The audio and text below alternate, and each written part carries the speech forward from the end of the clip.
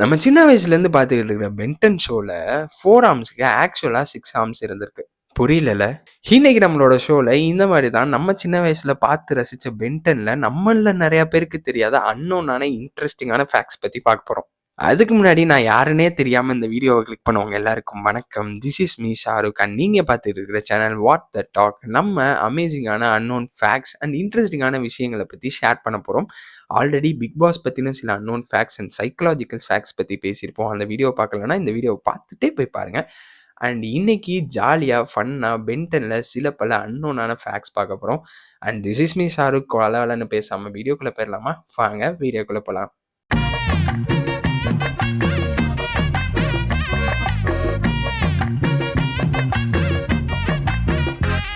சின்ன வயசுலேருந்து ஆசையா பென்டன் பென்டன்னு கூப்பிட்டுட்டு இருக்கிற இந்த பென்டன் ஷோக்கு ஆக்சுவலா அந்த கேரக்டருக்கு ஃபர்ஸ்ட் என்ன பேர் வச்சிருக்காங்க தெரியுமா?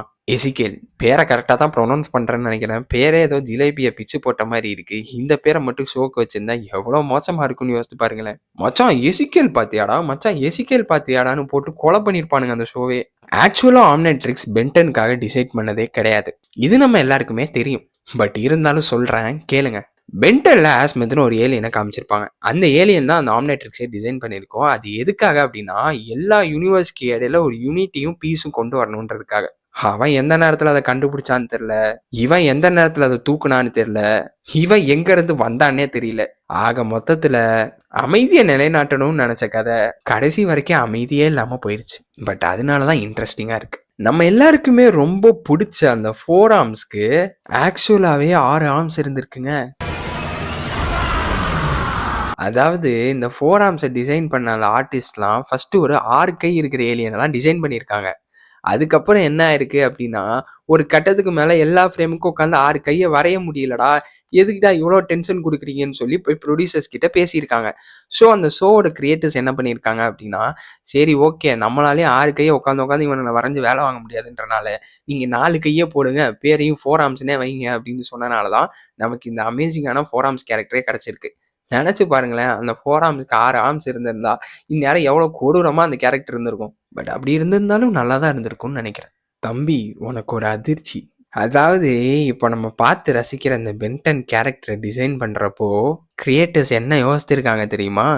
பென்டன் ஒரு பொண்ணா போடணும்னு நினச்சிருக்காங்க. அட ஆமாங்க, பென்டன் கேரக்டரையே ஒரு பொண்ணு கேரக்டராக டிசைன் பண்ணி அதை ஒரு மெயின் லீடாக கொண்டு போகலான்னு யோசிச்சிருக்காங்க.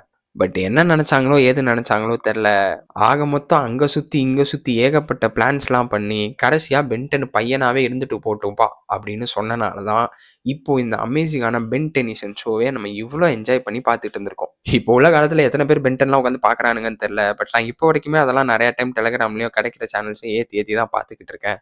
உங்களில் எத்தனை பேர் பென்டன் இன்னும் வரைக்கும் பார்க்குறீங்கன்றதை கீழே கமெண்ட் பாக்ஸில் கமெண்ட் பண்ணுங்க, நானும் தெரிஞ்சுக்கிறேன். உங்களில் நிறைய பேருக்கு சொல்லாத ஒரு ஃபேக்டை சொல்லிட்டா, ஆக்சுவலாக பென்டனை டிசைன் பண்ணுறப்போ அந்த பென்டன் ஜாக்கெட்டு ரெட் அண்ட் ப்ளூவில் தான் வேணும்னு சொல்லி கிரியேட்டர்ஸ் கேட்டிருக்காங்க.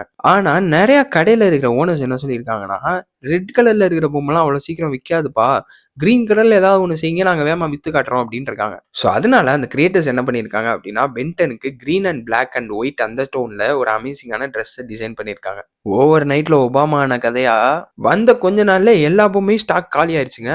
ஷாப் ஓனர் சொன்ன மாதிரியே கலெக்ஷன் எகிரிருச்சு. இப்படிதான் பென்டனுக்கு கிரீன் பிளாக் ஒயிட் டிசைனே வந்திருக்கு. கடைசியா ஒரு சின்ன ஃபேக்ட் பார்க்கலாமா? ஆக்சுவலா டிசைனர்ஸ் டிசைன் பண்றப்போ பென்டனுக்கு கிட்டத்தட்ட 100 ஏலியன் வேணுன்ற அளவுக்கு யோசிச்சிருக்காங்க. ஆனா நம்ம கார்ட்டூன் நெட்வொர்க் பையன் என்ன சொல்லிட்டான், நீங்க 10 பண்ணுங்க போதும், சிறப்பா செஞ்சிடலான்னு சொல்லியிருக்காங்க. இதை கேட்ட டிசைனர்ஸும் நமக்கு வேலை மிச்சம்னு சொல்லி 10 ஏலியன்ஸை உருவாக்கி விட்டாங்க. அதனாலயோ என்னவோ ஒரு ஏலியன்ஸும் ஒரு கேரக்டர்ஸும் நம்மளோட எமோஷனலாக கனெக்ட் ஆயிருச்சு. இப்படிதான் பென் டெனிஷன் அப்படின்ற ஒரு விஷயமே உருவாயிருக்கு. அதாவது பென் 10ன்றது அந்த 10 ஏலியனை குறிக்கிறதுக்காக வச்சது. ஸோ இப்படி தான் இந்த ஏலியன்ஸ் டிசைன் ஆயிடுச்சு. அதுக்கப்புறம் போக போக இந்த அல்டிமேட் ஏலியன்ஸ் அதுலலாம் நிறையா ஏலியன்ஸை கொண்டு வர ஆரம்பிச்சிட்டாங்க. ஸோ கிளாசிக் பென் 10ல 10 ஏலியன் வந்ததுக்கு காரணமே இதுதான். ஸோ நண்பர்களே, இன்னைக்கான வீடியோ உங்களுக்கு பிடிச்ச மாதிரி இருந்திருக்கும். நிறையா தெரியாத விஷயங்களை தெரிஞ்சிருப்பீங்கன்னு நினைக்கிறேன். இவ்வளோ நேரம் வீடியோ பார்த்துருந்தீங்கன்னா ரொம்ப ரொம்ப நன்றி. அப்படியே போகிறப்போ சப்ஸ்கிரைபும் ஹைப்பும் கமெண்ட்டும் லைக்கும் எல்லாத்தையும் போட்டு விட்டு போயிட்டீங்கன்னா எனக்கு இன்னும் நல்லாயிருக்கும். சப்ஸ்கிரைப் பண்ணி வச்சுக்கோங்க. அடுத்தடுத்து உங்களுக்கு பிடிச்ச மாதிரியான அமேசிங்கான வீடியோஸ் வந்துக்கிட்டே இருக்கும்.